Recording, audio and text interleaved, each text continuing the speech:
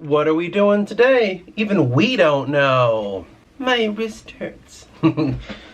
We are maybe writing again. What do you mean maybe writing again? This is the writing series. What does that mean maybe? You have to do it. Okay. Alright. Fuck. You're gonna pressure me like that, I'll fucking do it. You know? I do get turned on though when you do that. I've just been looking at this bad boy. Look how much we've done.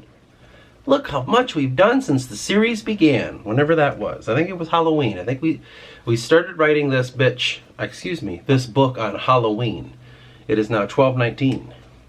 It is day 14? Hold on. I honestly don't know anymore. Sometimes it's like, what am I even doing?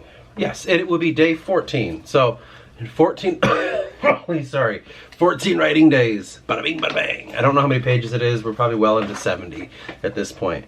That's not bad. That's not bad at all. What have we been doing it on? Let's give you a closer look at the machine that we've been doing this on. You know, you see me typing, you see me clacking, but you don't see what exactly the machine is. That's the machine. I call it my paperback writer. Wait a minute, you're writing a paperback book? Shh. Anyway, it's I think it's one of the last gens of the Hermes 3000. I took it apart and I did that thing that I always do where I forgot how to put it back together again. And the part that makes it do this, like return, oh my god, I fucked it up, and it was a whole thing. But anyway, that's the machine that we've been writing the book on. So, this old trusty gal. Honestly, I can't say enough about writing on a typewriter. I really can't. I don't know how much I've talked about this, but fuck it, we'll talk about it now. Yeah, when I started writing book one, I just did it on the, probably like my laptop that I had way back in 2013. I had a Sony Vaio or some shit like that, I can't quite recall. And then I got another laptop and I did it on that one, which I still have the hard drive to. 2015, and then, shit, what would it be? Around 2019, maybe? I was gifted a typewriter. I'll show you the one it was. This is portable, they say. I was gifted this guy. And I had never really fucked with the typewriter before. I knew that they existed, obviously, but I never really was like, well, whatever. You know what I mean? Like, it was just like, this exists. So do diesel trucks. Doesn't mean I'm going to buy one. Like, so this was kind of given to me. And honestly, when it was probably my lowest point of like creativity. I just felt so done. And then when my mother got this for me and I sat down in front of it and I was like, huh. Interesting. And I was fucking with it. All of a sudden, everything just opened up. Let's move this bitch back. Everything opened up. And I was like, I don't know, transported, I guess. You know, to understand, like, I'm 32. So I grew up on like the tail end of like old technology, like being phased out. And new shit, right? I remember when cassettes were still being sold and VHSs. I remember you could probably still buy a ribbon for typewriters back then. I don't know. I was a fucking child. Why would I look for that? Books were important. TV shows really mattered more than they do now. There's no... I hate when people say, well, there's no internet back then, so I hate it. Like, no shit. But there wasn't. And so it's like, everything was a little different, right? No one had phones on them at all times. Maybe someone had a pager. I don't know. But I didn't really fucking realize, like, when I was coming out of that life and I was being thrust into this whole, like, everything's kind of thought and everything's like a touch screen. It's really cool and nothing is anything anymore. Electric cars are going to be a thing. It's just like a bunch of stupid shit, right? And I just got like so sick of hearing about that. So... I don't know, I just like, we got this typewriter and we started writing on it and I think I've actually felt something. Like, I was actually feeling a thing happening. I don't know how to explain it better than that. Like, the fact that you're typing, I missed a couple keys. the fact that you're physically typing, I didn't really put a lot of thought into it at the time. I'll go into what I think it is now, but at the time I was just like, well, this is cool. And I was churning out something special. I remember that. The first thing I wrote was the outstretched arms of the Titans and blah, blah, blah. And I just kind of went into what a Titan was. And all of a sudden it just took shape, and then we formed the fucking world from that point. And I just kind of fell in love with the idea. I was like, I would teeter on and off of it. Like I don't know, like the typewriter, I don't know. It took me a minute to get used to it. It took, you know, like, you're physically involved with your work. And I didn't think of it that way. I was just kind of like, well, I don't care, whatever. But the more and more I would work on it, the more I'd realize, like, something's happening here, and what it is ain't exactly clear. So the last draft of the book, the one that I showed, remember I was like, this is this draft, or whatever, in the writing advice video, whatever the fuck I called it. That one, I got stuck at a certain point. I got to this point in the story, and I'm like, oh. And I just jumped on the typewriter, and I just hammered it through. And I just, because I was in that state, because you get locked into that shit. Little bell goes off, you slide it back over, and you complete your thought. I started to find that there was this kind of rhythmic thing. It was this kind of, because of the mechanical nature, and it's tactile, as they say. I don't know. Something just kind of clicked, and I was like, this seems to be what it makes the most fucking sense. You know, and that was the reason I got this clickety-clackety keyboard for my computer, because it's like something about the nature of creation and sound. So I basically kind of just, I don't know, fucked with it and kept doing it and kept trying it and trying it, and then eventually it just became second nature, and I got another one, which is the Olympia SM9. And luckily I got these typewriters before they got real popular, and because that thing probably costs $300 now, and I got it for like maybe 50 or something.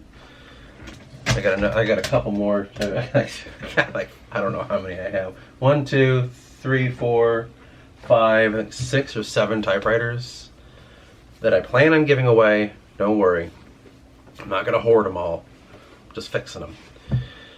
But yeah, it's been something special, and I didn't really realize just how important it was to the creation, you know, because I've said it before, I never really sat out, like, it's always kind of disheartening to think about my life when it comes to this creation thing, but I always hear writers talk about, like, yeah, when I was little, I just kind of thought about writing. When I was little, I loved reading, you know, this and that, and I just did not growing up. And so this is all completely new to me. When I first started writing in 2013, I had never really finished reading a book ever. I've read a few because they make you do it in school, but I didn't finish them. I just did because I was forced to read. And I kind of was like, this is stupid. If you're going to make me read, fuck you, you know?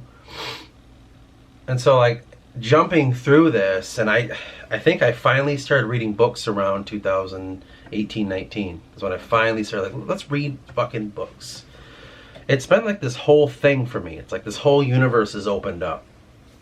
And talking about this, god damn it, kitty. Talking about this is why I wanted to kind of get into the idea. Don't do that. I want to get into the idea of what words are. Because it's like, you have the tactile sounds of the typewriter. You can see these words being printed onto this page here. You go into this trance-like state where you enter this, I would consider, a realm of creation. And you can hear it through, explained different ways. You know, I think someone said, David Lynch said something about, it's like you're in a room and someone's got a puzzle in the other room and they're just throwing pieces to you, right? And you have to kind of unravel it. It can be that way whenever you're writing. It's like you're unraveling something, you're piecing something together, you're trying to visualize this idea that's in your head. And that idea that's in your head has always been kind of formed with the way that you've interacted into the world and what you found to be things that you enjoy. You know, there's a whole spectrum to this idea of why we write the way we do. And it's always based upon the life that you live. We could get into it, but we'll see what happens. But from that point, when you're unraveling the story, you have to kind of respect words in a sense that they will come to you when needed. I mean, it is a pretty strange thing to think about words and how that we form them together. Like, I don't know, like, we think in words in a sense, don't we? Or do some people think in images? I don't know. For myself, I'm an auditory person, so I have a hard time visualizing things in my mind. But I can hear and I can see words and stuff, right? Words are how I navigate in the world. So when these ideas come to me and I'm on the typewriter and I'm going through and all of a sudden the character starts speaking, I don't know why they're saying what they're saying. Half the time I'm not planning it. You know, it just kind of, you feel it. You got to kind of stay in tune with that thing.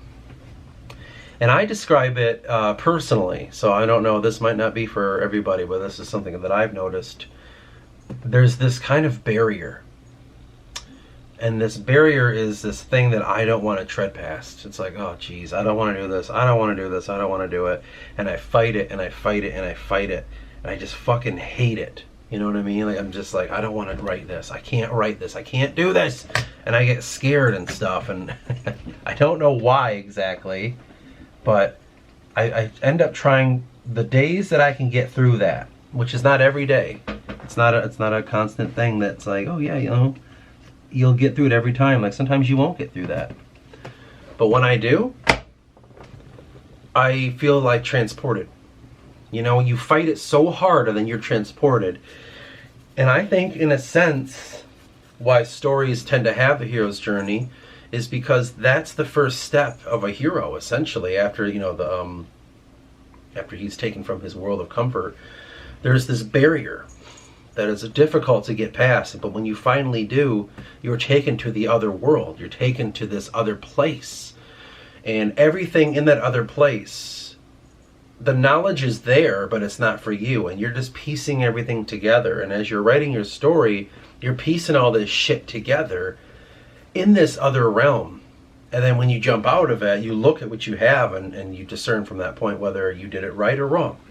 Because there are times, like, you're doing your drafts like this, you might decipher it wrong, and so you have whole sections you're like, that was fucking shit. That has nothing to do with the creative process or the realm that you went into. That just has to do with the way you have interpreted what you saw in that moment. Now, sometimes that interpretation, though wrong, can actually serve a purpose. You could say, like, well, I don't know how I exactly feel about it, but that flows really well with the idea that I'm going to try here. And so you got to kind of think that way. And so when you walk back in there into that other realm, you're able to keep in mind that that was a mistake, but you're trying to find the correction to it. I think when it comes to creating any sort of story, like, personally, this isn't for everyone maybe, but I think you have you have a job to do when you go there into this creation realm of your book that you're writing. I think you have a job to do. I think there's something that you need to pull back that's supposed to help people. I think the way you interpret it, you should take that seriously and practice your imagination. You know, practice like thinking more and trying to be more abstract in your thought. Try to be more rigid at the same time. Like, find the balance. I think it's really important to tread through that and hone your skills. When you, if you like sports and your favorite sports team, those guys aren't just like, yeah, we just, when the game happens, we come out in the field and we play, or, you know, on the ice or on whatever the fuck. We just play. Like, no, they practice and practice and practice and practice. And they hone their skills, they hone their bodies, because it's a physical act. You have to do that with writing too. You know, whether that be writing prompts, whether that be submitting small stories to people to have them critique it, or studying a lot, like, you know, watching certain videos of whatever the fuck you kind of are writing about, in a sense, and taking notes of it, or reading other people's work, whether famous or not, to kind of see, you know, what people have done, you know, things like that. You can study. That would be your kind of job to do. So when you go into that realm, you have kind of this armor. You have this, like, you're a little bit strong. You buffed yourself up a bit. And so now you can take in more because your eyes are noticing more. Which leads me to the most important fucking thing, I think, when you write. I think that's just watching the world, being perceptive. Being such into the world that you notice how badly other people are not. And it's the easiest place to start that kind of process is driving or going to grocery stores. Like, you can watch how people like are so in their own world that they don't understand that they're in a world. Do you know what I mean? Like the way that they interact, the way that they don't pay attention to what's around them, who's around them. They don't see things coming from far away, like whether driving or grocery stores. Those are the two best things, because that's the only thing I know. People are really fucking stupid. They're so enclosed. Like, they'll pull out in front of somebody and go super slow, and then go slow on purpose because they think someone's riding their ass. Instead of doing that, all they have to do is look and say, well, the car I'm about to pull in front of, there's no one behind them. Why don't I just wait 2 seconds and then I can do that?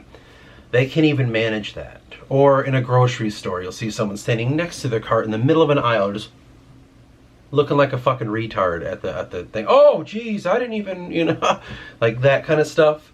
You watch people do that, and you can learn a lot about, first of all, yourself, but secondly, the nature of the world around you and how people are inside of it. You're picking up skills of, like, discerning your perceptions. When you hone it in the real life like that, you go off into this world, this secondary world of the writing world, I guess we'll call it. You'll be able to, like, know how to use, like, oh, I do that here, so in here I'll watch these, characters. And then they start living their own life, and you're perceptive about it, and you're like, well, since he said that, I'm going to add this on as an inner thought. Or I'm going to, like, really delve into his mind a little bit, why he said that. It's just it's a large scale thing that can really help you in the long run. Because I don't think that there are writers that don't watch the world. I don't think that's possible. And the older I get, the more I notice that in writing your story, if you just let the creation take its fucking path, you just let it do what it wants to do, and you're along for the ride, and hope to God you capture it right, because you may never capture it right, and you fail. But if you do capture it right, it could be something fantastical. And whatever genre you may be writing in, I focus more on fiction because I don't know anything about nonfiction. That's something that I don't know. I can't give advice for that because that's real life shit. I feel like that's when you study, Use your empathy, blah, blah, blah. Simple shit. I don't know. I think writing is definitely the most interesting thing you could possibly do because it's like, it's the most time-consuming thing ever. I mean, when you're doing it, you're fucking doing it. And it will take hours. And sometimes you will sit in front of one of your typewriters or computer or whatever you use, pen and paper, and you're just so fucking, like, let's pretend you sit there for 4 hours. You're working on your book for 4 hours. You might have only typed for an hour and a half and got the 10 pages out. Or 2 hours, I should say. About 2 hours is generally what it takes me, so I think that's normal for 10 pages in 2 hours. That might be that, but the rest of the time you're just sitting there like, fucking, I don't know, or you're sitting there trying to plan stuff. You might be working on whatever you have to kind of storyboard, or you might go fuck off and, like, try not to work and catch yourself doing it and tell yourself to get back into the office. That's the kind of shit that I do all the time. I don't know. It is definitely difficult. It really is. It can be extremely difficult. And it's very time consuming, and you're going to be doing it for quite a while. I mean, you might have a natural gift and you're like, it's not that bad. I fucking churned out a whole book in a month. Like, congratulations. You must not have a full-time job. What I think, it's just, you have to work with your mind at the end of the day. You have to. There's really no other way about it. You know your limits. You know how far to push yourself, and you know how far you can bend things. And if you don't, you'll figure it out soon enough. When I was writing the first draft first draft, the last draft of my first book, I almost broke my mind because I was pushing it too hard. I was working the full-time job and a night shift, coming home, either going right to bed or working on my map that you see behind me, just fucking honing this goddamn map. Just, I'm gonna draw this so well, and making that damn thing. And then like, okay, I'm gonna go to the book, and I just had zero time for anything besides my book and being at my night shift. And I would take my work to the night shift because I'm like, oh, as long as the truck's done, the store's level, I'm gonna bring my computer and I'm just gonna write. And I did. And I worked at work when no one was there. I was writing on my computer and stuff, and coming up with concepts and working on things. And I found a way to make it work, but I ended up breaking my mind a bit. And it was hard. I had a hard time. I'll say that. I had to take like 3 months off of everything because I couldn't handle it. As long as you don't do that, you should be all right. You know, you'll find your fucking system. And everyone's a little different, man. Like, I got a whiteboard when it comes to like, I gotta like talk to myself out loud a lot to try to get ideas to happen. I have to fucking do a lot of like short writing sessions to just like get the fucking juices flowing. And it isn't always exactly easy. You know, some days you sit. I always find so far that I write 2 days a week, Tuesday and Wednesday. Tuesday is so hard to write. It is so difficult. Wednesday, man, it's fucking easy. I swear to God, I'll sit down on Wednesday, tomorrow, and I'll just like shh, and all of a sudden I'm like, oh well, I wrote 10 pages again. I guess I'm done. I could keep going, but I'll just stop myself. Tuesday is always a day where I'm just like, I don't know what to do. I can't do it. This is too hard. I can't, and this is mental barrier. I don't know, man. I guess this is a video about a little bit more writing advice. I do want to, as a little update, I do want to start writing some short little stories or things, I guess, and maybe reading it on here. We'll see. I'll see what I can come up with. I'm also thinking about new introductions, like maybe a little bit cleaner, crisper introductions, utilizing the typewriter. I just don't want to be that douchebag. You know what I mean? Like, look, I have a typewriter. You know, I try. I don't know. There's something about it. I'm like, I don't want to be that fucking douchey guy. Get out of there. Why would you ever? What are you doing? I don't know, man. It can be quite tough to write. And if there's anyone out there that like is considering this, I'd say it's probably the best thing you could do, because it's going to be the hardest thing you'll do. You know what I mean? It's not going to be some easy process of I don't know, maybe it does come natural to certain people, but I find that this is the most difficult goddamn thing I've done. And, you know, I don't even necessarily enjoy it most of the time. Maybe that's not something you should think about. You know, everyone's different. Some people love it. You know, a lot of people probably love it that actually write. They enjoy this shit. I, myself, only enjoy a little bit of it. But for the most part, I'm just like, I fucking don't like this shit. You know, that might just be because I hate working. So, and like the fact that I actually have to work, I'm like, yeah, I'm good. I think that's really it. I think we can cut it from that point. And we got more fucking subscribers. 41. Whoa. That is weird to me. I'm like, why? Why? What are you guys getting out of this? You guys like watching someone suffer? We're gonna watch you suffer. Just like sitting here, like having a hard time. People are like, he's entertaining.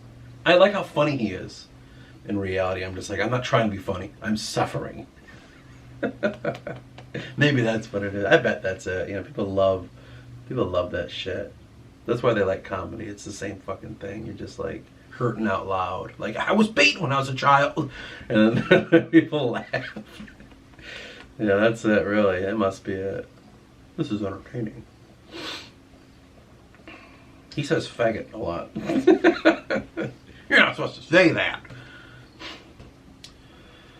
Well, I don't know. I'm going to see what happens. We'll fucking find out. I might not even write today. I got kind of an event planned for later, so I don't know. We'll see what happens. But I gotta get up. Come on. I gotta get up. Okay. I shall see you in the next one.